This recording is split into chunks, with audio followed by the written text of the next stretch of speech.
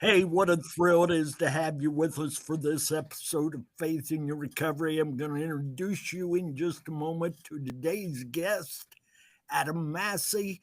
He goes by stage name. I'll let him share that, and I'll let him tell us the story behind that. We're going to keep this personal. We're going to keep it real, raw, transparent. You know, we've titled this as "This testimony may trigger you, but it's real. If you hold on, if you'll hang in there, if you'll continue to listen, you'll know what we're talking about." But we've had a good word of prayer. Adam led us in that. We're ready to share with you. So, Adam, welcome aboard, buddy.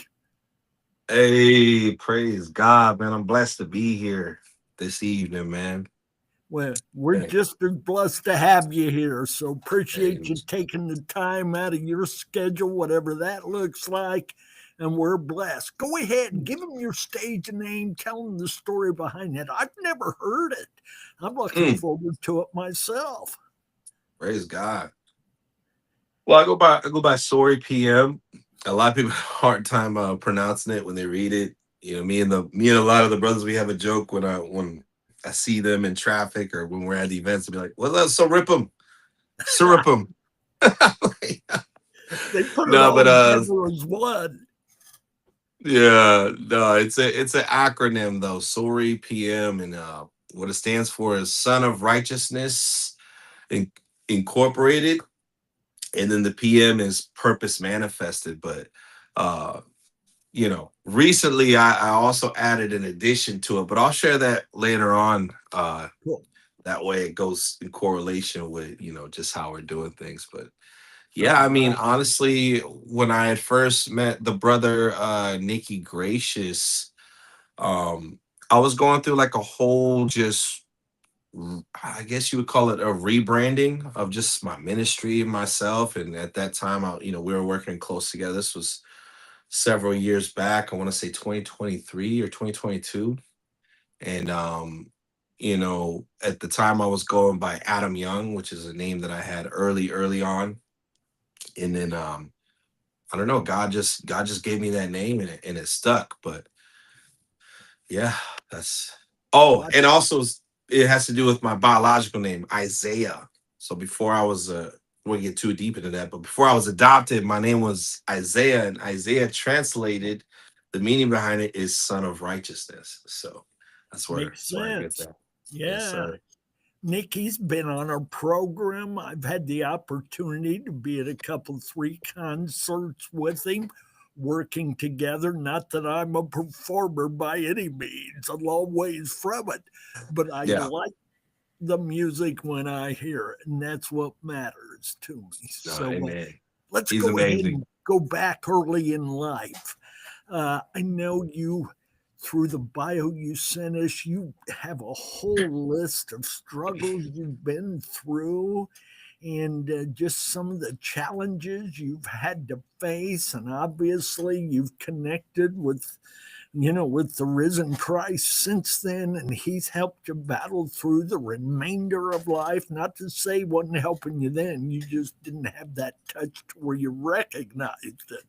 But anyway, regardless, so uh, you you were not born in the United States, correct? Or is that No, I was born in the United States. My mother wasn't, though. My okay? my biological mom. And she was from where? So my family, they come from Jordan on my So mom's side. you were born a Muslim, correct? Yes, yes. Okay. We're not going to play around with that in any way, shape, or form. I just want the people to get to know you here, okay? Yeah, yeah, And be yeah. as open with them as we can. You were adopted at an early age. Go ahead and tell us about that. Yes, I was born Muslim. Just early on, I experienced a lot of stuff.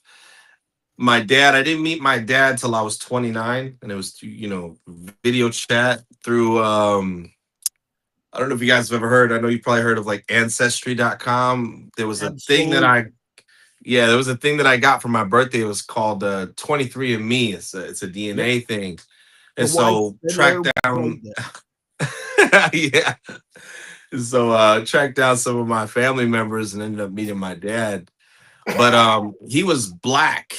And in a lot of the foreign cultures, I mean, even biblically speaking, in the Old Testament, is very, very, there's a lot of cultural preservation. And so it just wasn't considered politically correct, religiously correct, or morally correct to be outside of your race. So my mom had met my biological dad at a corner store that was owned by one of our family members on my mom's side. They hit it off, and then out came me. Fast forward, my mom had met another man because my dad struggled with addiction really, really bad, and being in the streets and gangs and just doing a lot of stuff that he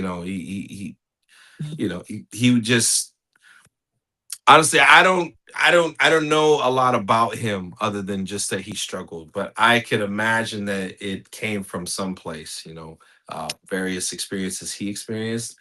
And so yeah, he had gotten into that, and she stayed away from him. She met this other man, and he came into the picture, and I had two other siblings at the time. And so what started happening was a resentment, and just a jealousy, and a lot of abuse started coming into the picture. So he would abuse my mother and then force her to abuse me, and then he would threaten to take my brothers overseas. And so my mom ended up shipping me off to my grandma's about, I don't know, maybe 3 years old. And of course, I didn't know what was going on at the time. I just remember seeing the abuse and then not being there anymore. So I was at my grandma's for a few years, and then I ended up meeting up with a few families. Um, I'm trying to be politically correct. I don't want to offend anybody, but No, we uh, appreciate that, but we recognize the yeah, sensitivity of doing that. So you yeah, yeah, just, yeah, folks, I'll go ahead and I'll apologize for anything that may make you uncomfortable. It's not intentional. We're doing our best to tell our yeah. story.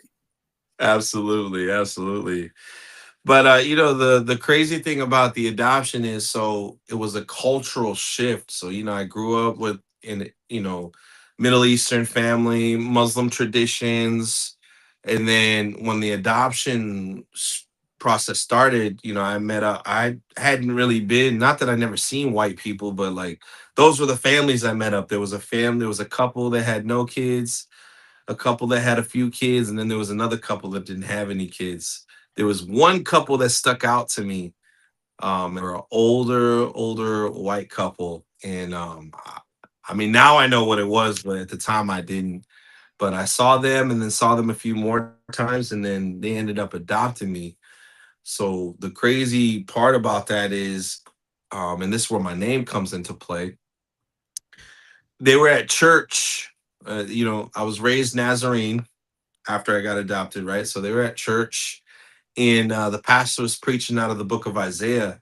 Now, my adopted parents, they had been looking to adopt a child because my adopted mom couldn't have a kid. And they had been working with agencies for a good amount of time. And the kids they were coming across were either too old for their liking or too young. And so they had stopped looking, they had given up, and then they had been at church a little bit later on. And the pastor was preaching out of the book of Isaiah, and it was one of the promises of God that speaks on multiplying your seed and spreading your tents. And so my mom says that when the pastor preached that, they felt led to check the agency again. And when they checked, my name appeared, and they felt like it was God leading them. And so then they began the process of meeting with me. And the next thing you know, I was adopted. you're you're proving again the power that words have.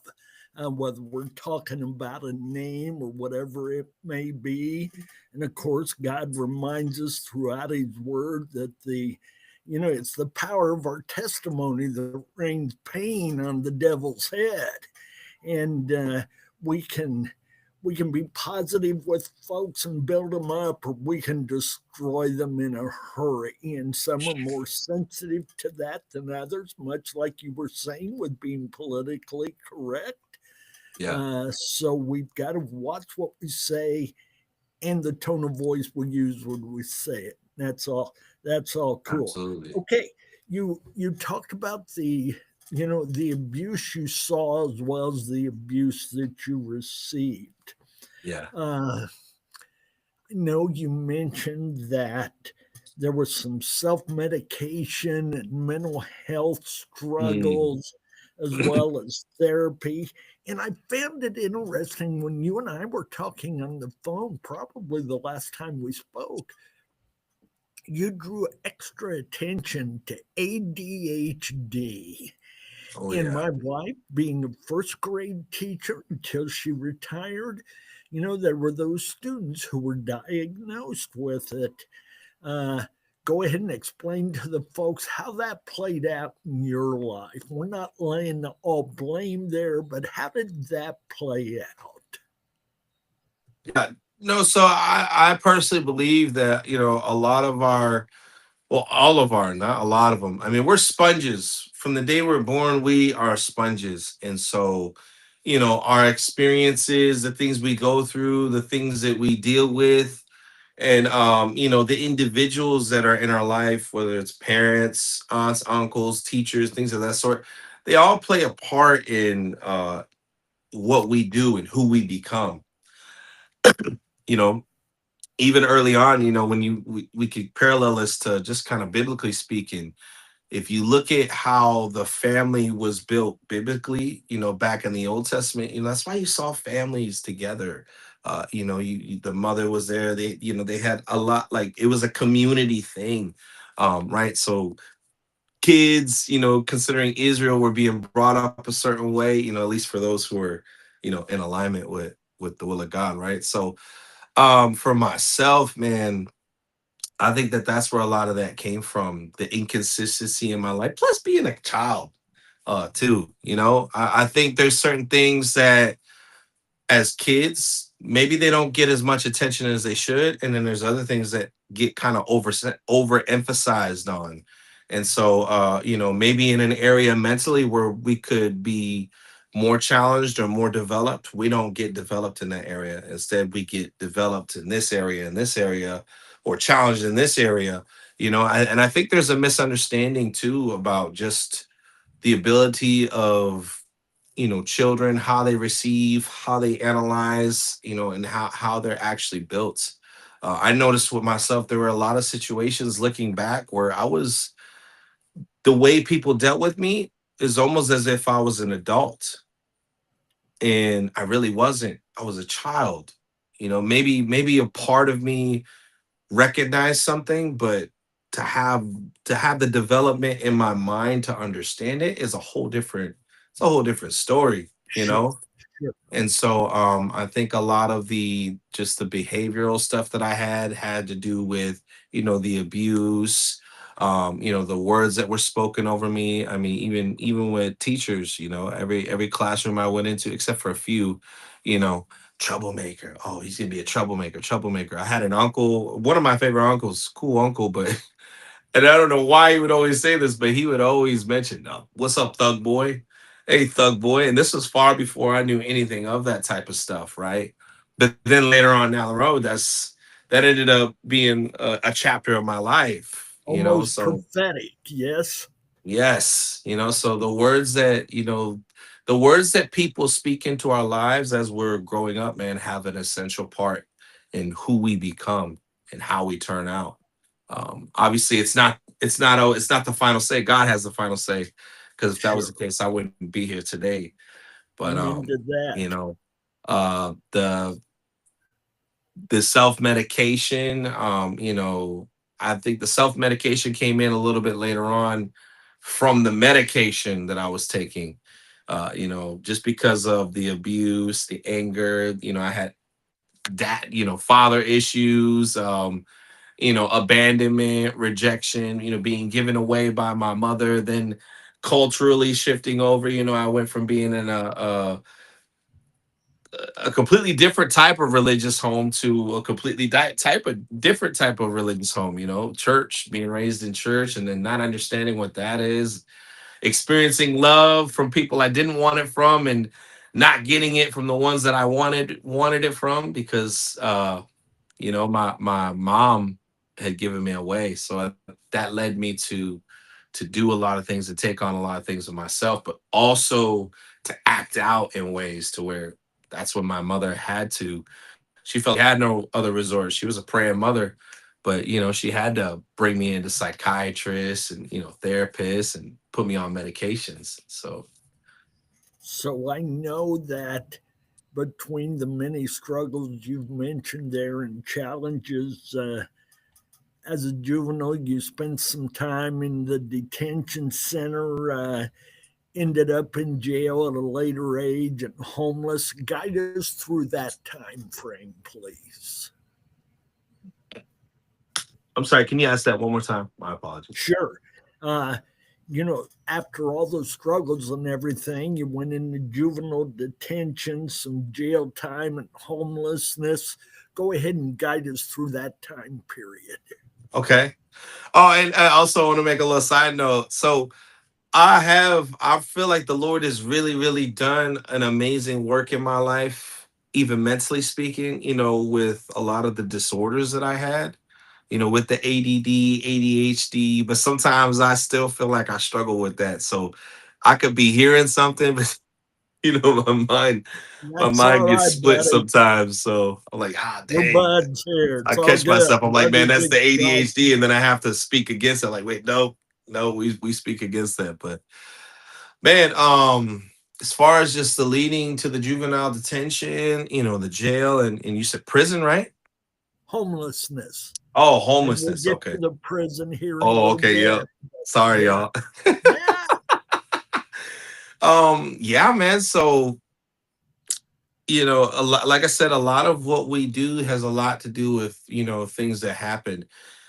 During that time frame that I was at my grandma's, I witnessed her praying a lot. I think that had a lot to do with some of the demonic activity that came in my life, because they believe in Allah. So I remember her coming out in the living room a lot, and she would pray on her rug, and sometimes I would feel her prayers. It was kind of very strange now that I think about it, but um coming into, oh yeah, being there, I was exposed to molestation. So I was molested by an older female cousin that was there, and then there were other cousins that had participated in those How things. old So were you at this time, approximately, Adam?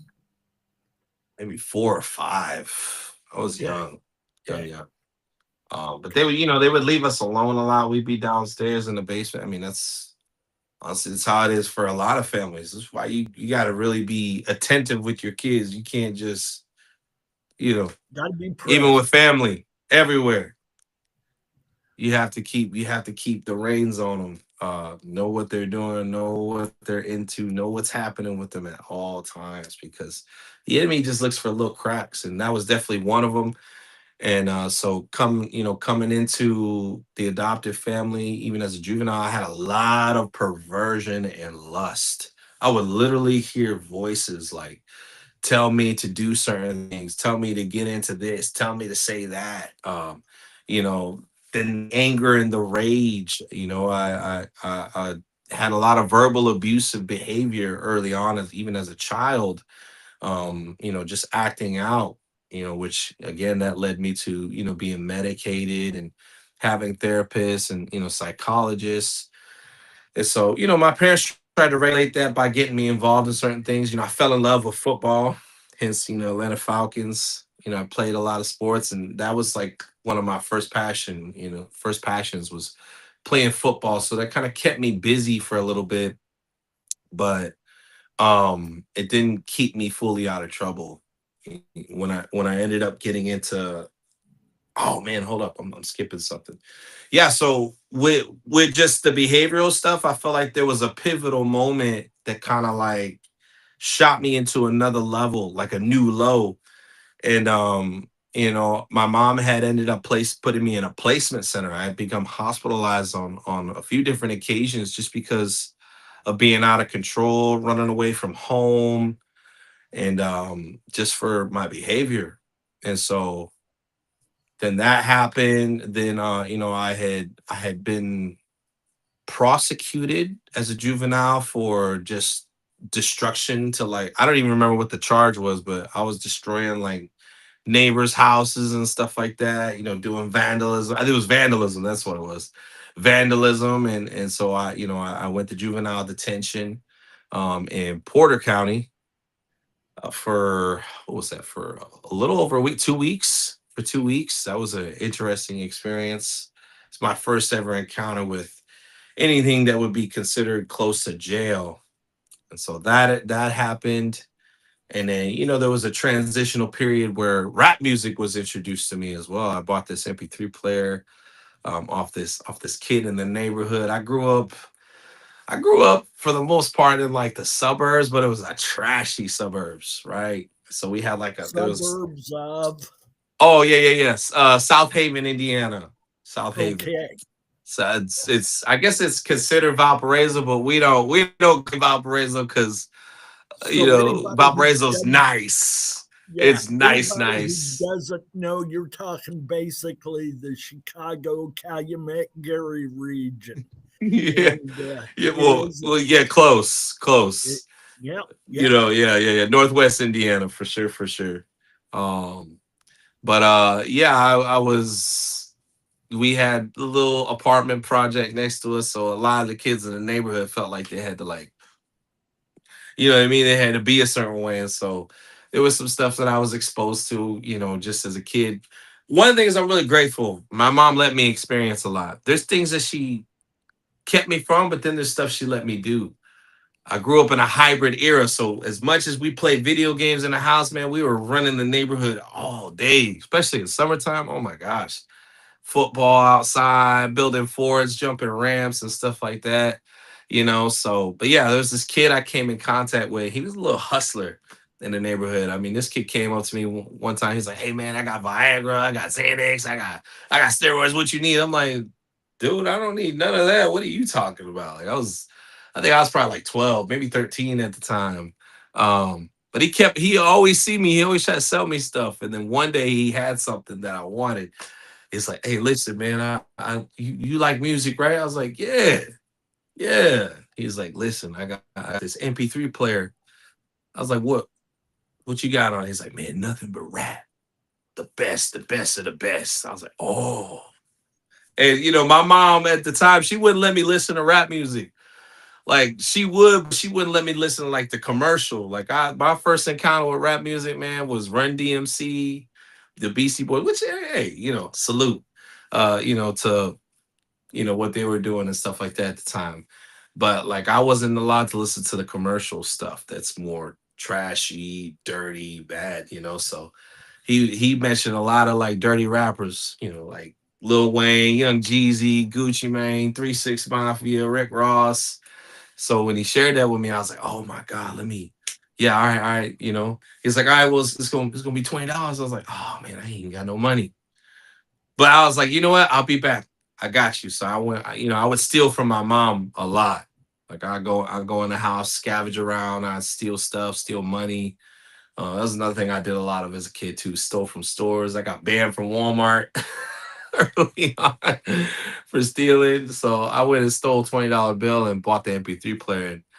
And when I started listening to that music, man, it was a very, very pivotal change in my life. My persona Sure. had started to shift, my mindset, what I wanted to be, who I wanted to be. Like I fell in love with rap music, and I was like, "Yeah, you Well, know the what?" dark ugliness of it can eat you up, and that's where you were turning. Hey, I want to ask you a couple more questions here. Then I want Yeah, to get into the changes you've been through that tell us who you are today. All right. yeah, It'll kind yeah. of bring us up from Adam to SORIpm as that new creation. So, Yeah. I know there was a time of gang activity, drug Mm, distribution and use, prison. Give us a quick scenario on that, and then we'll start talking about some of the victories. Okay. Yeah. I'll do my best on that. I'm a preacher, so we try not to be long winded. I know we got time frame We're not here. always successful. Yeah, man. So with that, mm, so the music has set me off in a certain direction. Um, because of the medications, I started to gain a bunch of weight, and so I ate myself out of football. So it's like once I didn't have football, my coach was telling me, he's like, "Man, look, if you don't watch it, you gonna eat yourself out the running back position." I was like, "Nah, man, I ate myself out of the running back position. They moved me to D tackle, and I was a running back with the weight of a DT. So the strength wasn't there. So it didn't work out for me. Ended up, leaving the team. Got into a bunch of trouble, at the school. I mean, I was getting into fights. I think one day I got into like 3 fights, and I had already been suspended like 4 times. I was going to Portage High School, and after that happened that day, they expelled me. So I got expelled from high school. At this time, I think I was 17 years old, and I was still living with my mom. I was in the basement, and she's like, "You know what? You're gonna be home. You're gonna go to school. You're not gonna be here eating food all day long, doing this, doing that. No, you're gonna go to school." So at this time, I was heavily overweight. From not only the medication, but also at this time, I had already started using drugs. So I mean, I hate to say it like nothing crazy, but like I wasn't using anything like hard. It was just I smoked a lot of weed, pop pills, and I was drinking. So, which is still bad. That's still bad. But so medication, it's bad. It's crazy. So yeah, I gained the weight. She put me in GED school in Lake Station, which was right next to Gary. So I met these two GDs at the school, and I just remember like feeling drawn to them. It was almost like a movie. Like I locked eyes with them, and they were just so cool, and I never really experienced that personally. And they looked like what I was hearing about, so I was drawn to them with for that too. We got cool. We started, kicking it. The next thing you know, like, hey man, you should come, come live with us, man. Come kick it with us, man. We'll take care of you. And so I was like, man, to me, that seemed like the best opportunity in the world. I was like, man, I don't want to be in my mom's house. Can't do nothing. Can't, because we had been at each other's necks at this point. Because I was already heading down a certain way, anyways. And so, um, I ended up just moving in with them, and they just started showing me a lot of the ropes. And at this point, like I talk about a lot of those experiences because it was a crazy chapter in my life, but I'm not gonna sit here like I was, El Chapo or something. Like yeah, I put in some work. I did gang bang. I definitely sold drugs. They taught me how to do everything that I got to do. They taught me how to do, but ultimately I was trying to be somebody I wasn't. And it was, I didn't realize at the time, but I was looking for love and I was trying to fill a void. But crazy, even in those experiences, like I had some moments where I really feel like I had my first encounters with God Himself. I'll share just a little bit on one Yeah. story because I don't want to get too long, but there was an instance where we had met up. We had set up a deal. We had used some females we were talking with at the time that we bring to the house parties and stuff like that. And we had set up a deal with some other dudes, that we were pretty much we knew like, hey, we get these dudes alone. We're going it is what it is. Like it's not going we knew that, they were pretty much they were trying to be something they weren't. And there are people that mess with us as far as like us giving out product or us selling product, so we were just gonna rob them. So we set up a little lick situation with them, met them, had the girls do all the footwork and talking, and then we met up with them. We were masked up and everything, and covered. It was dark. It was late. I don't even know why they agreed to that. It was so crazy. Looking back now, I'm like, man, I don't know what we were thinking, but I definitely don't know what they were thinking. It was trippy. But yeah, we met up at a undisclosed location, and it was late. It was in the woods, past these railroad tracks, and I remember, I remember that night we had a situation. My chief, so he's a believer. He was raised up. I mean, like halfway in the streets and also church. His mom was a prophetess. A side note to this, I remember we would go to his house. The first time I ever heard somebody speak in tongues, I didn't know what was happening. We were playing some Madden. And he's like, "Hey, bro, why don't you come over to my house?" I came over. I come in and his mom's on the phone. Shake it, that blah blah blah, show blah blah blah blah. I'm like, man, what the heck? And she just yelling and doing it and doing it. She's on a prayer call. I didn't know what that was either. I'm like, bro, what's up with your mom, man? He's like, what you talking about? I'm like, bro, why is she what language is she speaking? He's like, oh man, she's speaking in tongues, bro. She on a prayer call. I'm like, okay. And I didn't really get any much more, context to it. But later on, come to find out, man, she was like a minister. She was very spiritual. She was in church.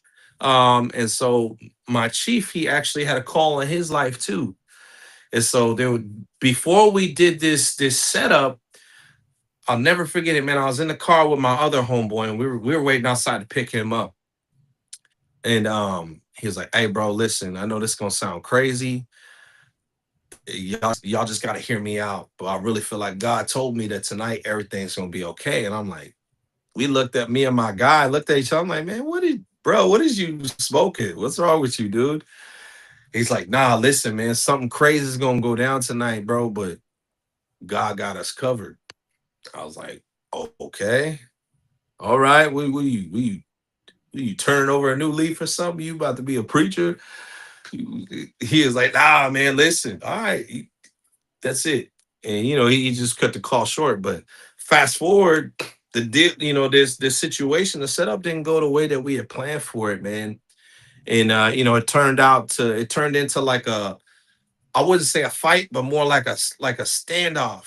Like there was literally a moment in the night where um my homeboy went to shoot the guy first. It was two of them. He went to shoot the one, and the gun did not fire. My other homeboy pulled out his strap, tried to shoot again. The gun did not fire. One of the other dude was like, "Hey, bro, them guns is fake, man. Let's whoop these." Mm-mm. And I was like, "Nah, they real, they real. Hey, man, listen, you stay stay where you are, because at this moment, like we had the one dude was on the ground, and then the other dude was like on his knees with his hands up like this. And so my chief threw me the gun. He was like, "Bruh, shoot that, man." And so I pulled the trigger, and it did not fire. What's crazy about all of this, that stuff happened. We end up just whooping the dudes, taking everything, because it was three of us and only two of them, and they wasn't cut like that. I'm not sitting here like I'm the toughest guy in the world, but they for sure, like, we knew who we were dealing with. So, we knew what we could do and all that. So, but yeah, we ended up whooping the dudes, taking all their stuff, taking their money, and everything, and dipping, but cracked the phone through it. Like, I just look back now, our fingerprints were on the guns. I even ended up pulling off our ski mask at one moment just to flex. Like, it was so messy and stupid that, like, literally, if the guns would have fired, oh my God, I'd probably be in prison right now still. It We would have would had be two fun. bodies. It would have been crazy, bro. And what's the craziest part about it is when we went back to the house, and God is my witness, man. We went back to the house where we were staying at. When we fired the guns, man, the guns were perfectly fine. And so later on down the road, after I had given my life to Christ, like, I really, like, God gave me a vision, and I can't prove it. I could just testify and tell you what I experienced. I literally remember when he replayed the scene, I saw an angel there, and I literally saw an angel put his finger on the barrel of both of those guns so they would not fire. I Because I tell do you, not doubt you in any way, shape, or form. I've never heard that descriptive of it's of crazy. an heavenly event. Yeah. I, I know there's no limit to God and His messengers. Yeah. Go ahead and tell us. We've only got about 7 or 8 minutes left here. Go ahead and Ooh. tell us what life has been like since Christ has touched you, forgiven you, and brought you on board. Well, so I wanna share this. So after that happened, I realized that, man, if I like, it was another situation that happened, but with that and then the next situation, I realized, man, like if I die today, I'm gonna go to hell. And so that's all I could think about. So I got away from the streets, and I had ended up just still kind of selling drugs and doing my thing, but I really felt like something, like I later on down the road I knew that God was calling me. Something was calling me to change. And so I ended up having like a divine intervention where I was selling drugs. I pulled up, I was at this skate park because it was one of the spots I knew where, at the time, I don't talk like this anymore, but at the time I knew like the white boys, it was gonna rock with me. They was gonna buy my stuff. So I had a serve set up, to do with this dude. I went to the skate park there. And keep in mind at this time I'm 18, 19 years old, right? So I'm still a teenager, I'm still a young buck. So I make this serve, and then off in the distance, I see this female, and she's eyeing me, and she looked pretty, and we exchanged phone numbers and stuff like that. We connected, so we get close. This is probably over like a month and a half, 2 month period. We getting close. I'd have met her family. She's met my family. She's coming to parties with me and stuff like that. My guys are trying to do their thing. And I'm like, it's my girl. That's how I always been. One person type of guy, and if I'm with somebody, then I'm with somebody. That's one thing my mom always instilled in me. So we get to talking and building, and I saw like a lot of crazy things that are very, very common in in the recovery community. Her mom was heavily into drugs. I became a supplier for her mom, and even some of her other family members as well. She was into drugs, and she had already experienced and done a lot of things. So during this time, we're getting close and we have this relationship. Well, there's a moment that happens where, she starts to open up to me about certain other things, and next thing you know, she's telling me that she's underage and she's not of age.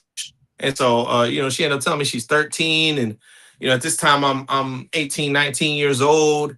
We've already, been together. We've already done a lot of things. And so now I'm in a situation where I'm like, oh my God, this is crazy. Like, man, I don't even know what to do. I'm young. I'm still a teenager. Like, I don't know what to do. And dang for sure, like, I'm not like, what's the word? I don't even know how to explain it.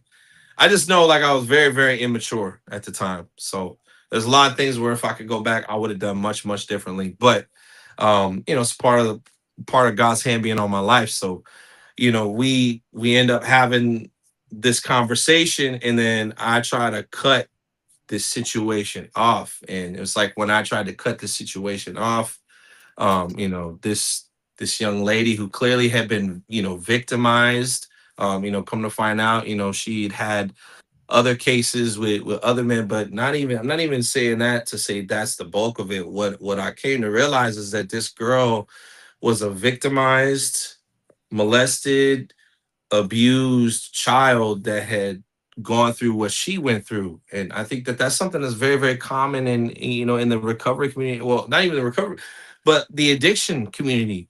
Her family members were addicts, a lot, either addicts or gangbangers. And so it's like this girl pretty much was kind of just passed around by people who were taking advantage and victimizing her. And so then, when we met, it wasn't about that, but that had already been her lifestyle. So it's like I feel like when we met each other, it was like a bond that she didn't want to be broken, which I understand. And so when I tried to cut it off, she became very vindictive. The mother became vindictive. And, they pretty much reported me to the police. So at this point, I had already had the turnaround happening in my life to where God was already calling me. And I had already shed a lot of stuff out of my life. At this time, I was selling drugs, but I wasn't doing any type of drugs anymore. I wasn't trying to be a gangbanger or anything like that. And at this point, I was already trying to turn my life around. So I feel like this was like the final straw for me, to where God was like, all right, I'm going to get you one way or another. And so, long story not so short, after I cut everything off, the police had showed up to a place I was working at the time to try and, cover up me selling drugs and stuff like that. And, they had questioned me, and, I denied everything at first. And then, when I initially got into the back of the police car, because they were taking me in regardless, I had an encounter with the voice of God. It literally, I remember sitting in the back of that cop car, and I heard a voice say, "Why do you keep running from me?" And I said, "Okay, Lord, I'm done running." And those are literally the words that came out of my mouth. And I remember when I said it, the police officer turned in his seat. He's like, "Man, who you back there talking to?" I was like, "Man, it's gonna sound crazy, but I'm talking to God." He was like, "Good, because that's you're gonna need him where you're headed." So, just a quick wrap up of that. Yeah. I ended up going to jail. That's where I got baptized. God had already turned the vehicle around. I received the Holy Spirit in jail, and after I received the Holy Spirit, that's when the music started coming. I was leading Bible studies. I baptized people. I'm a registered sex offender today. I'm 33 years old, but man, listen, God can redeem and save and You're change not anyone. I've been living walking with that life Christ. anymore. Come on. I've been walking Yeah. with Christ since 2011. I'm a father. I work full time. I serve God. I travel. I do ministry, and Adam, that's just where my life is. So thank you for throwing that part of the story in there. People need to know you're being upfront and honest. I've not sensed or heard any blame. You've taken yeah, accountability. You just explained it from where you absolutely. were, and that's got to be respected. Okay, listen, we've only got a couple minutes left here, but you sent us a song we're going to close with called Praise God. Glory to Glory. In 30 seconds, tell us why that song. I'm sure you've got others, but why that one? Man, I chose that song because I feel like that's the story of my life. It's like, uh you know the Bible says that God takes us from glory to glory. So, it's like we go from one place to another, but it's always up. When we're walking with him, Amen. is he's always taking us upward, even when we feel like we're going downward. And in the song, I talk about real life stuff, but I also talk about, like, man, Let's like how God has gotten me out, and also how he's bringing me through. So Amen. That should be a word of hope to anybody who's listening. They can have that same glory to glory. Let's go ahead and close off with this. We thank you for your time, your rawness, being so real. Appreciate you, love you, respect you a ton. We've talked about this a couple, three times here. yeah, Blessings on you, brother. Thank you. blessed to be Let's here. go ahead and close with that, Eric, if you will.